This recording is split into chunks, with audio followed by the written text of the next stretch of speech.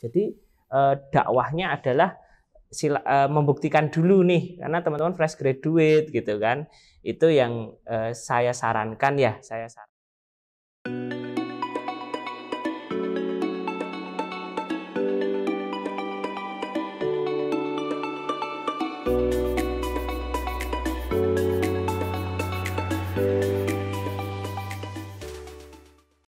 Oke, kita ke pertanyaan ke-8 dari Mbak Intan. Pak, kalau saya... Ini murid saya ini. Coba, dia kan?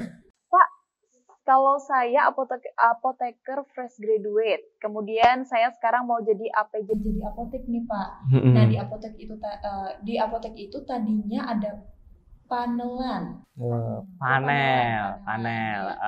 Kalau sekarang nggak boleh Pak, tapi kalau kita bilang nggak boleh, PSA nanti marah karena menurunkan omset. Nah, solusinya gimana nih Pak kalau misalnya ada pemeriksaan dan lain sebagainya? Iya, ini pertanyaan menjebak ini. Hai Sobat Sukses, ingin jadi pebisnis apotek sukses?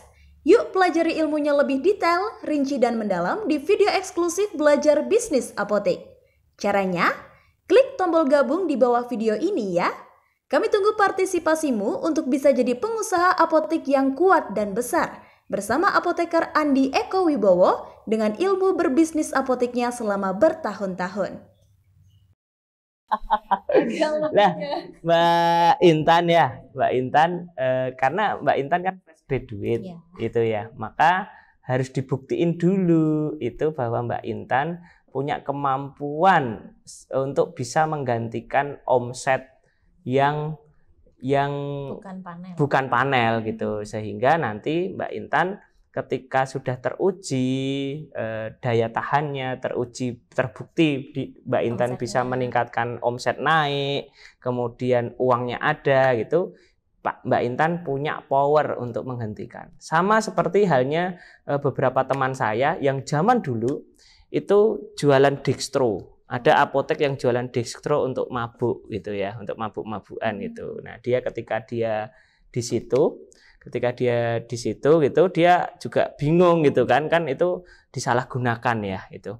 Nah, ternyata teman itu dia bisa membuktikan tuh bahwa tanpa dextro pun omset apoteknya bagus gitu. Omset apoteknya bisa naik bagus, sehingga kemudian diputuskan bahwa enggak untuk jualan dextro lagi gitu, seperti itu. Jadi dakwahnya adalah membuktikan dulu nih, karena teman-teman fresh graduate gitu kan, itu yang saya sarankan untuk Mbak Intan. Karena kalau kita menyalahkan kondisi di luar itu menjadi tidak relevan.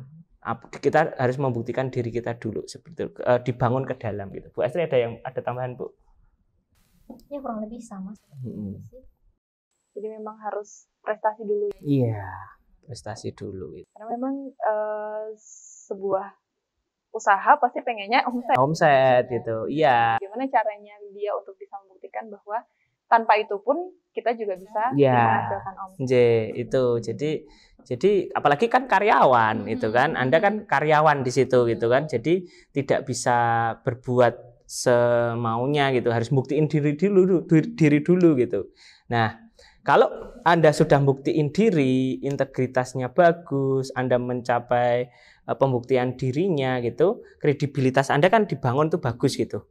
Nah, ketika Anda memutuskan untuk tidak melakukan panel itu, kan bisa jadi ownernya bilang kayak gini nih, ownernya, lah kalau panelnya tak ilangin ya omsetku tetap turun toh. Bisa jadi kan gitu. Tapi kalau Anda membuktikan diri, kredibilitas Anda bagus, Anda diterima di mana saja gitu. Jadi buktiin dulu nih bahwa Anda di tempat kerja Anda saat itu, walaupun ada panel, Anda bisa membuktikan diri untuk menaikkan omset. Itu saran yang wisdom, bijaksana ini. Coba. Dan walaupun kita apoteker bergeraknya di bidang kemanusiaan, sosial ya, kita kan membantu menolong sesama, tapi kan tetap aja kalau nggak dapat omset kita gimana mau bantunya gitu loh. Jadi kalau kita omsetnya banyak, dapat net profitnya banyak, gaji kita juga jadi bertambah ya, insya Allah kan sinkron tuh. Nah kita kan juga lebih bisa berbagi gitu loh. Jadi intinya kan kita tetap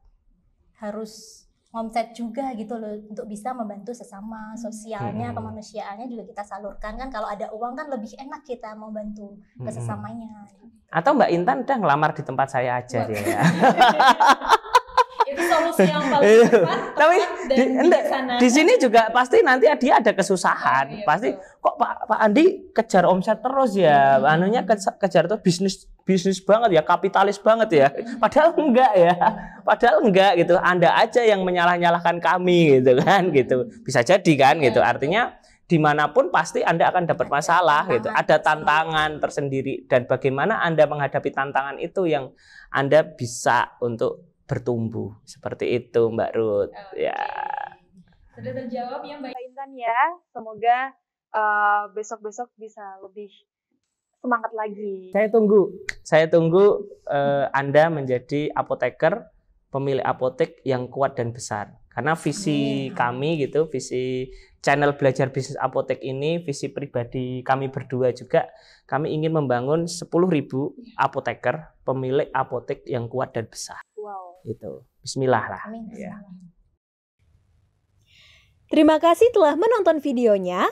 Jangan lupa klik tombol like apabila Anda menyukai konten semacam ini, share ke seluruh teman-teman Anda, dan subscribe channel ini untuk dapat menonton berbagai konten yang mengupas tuntas tentang bisnis apotek. Salam sukses!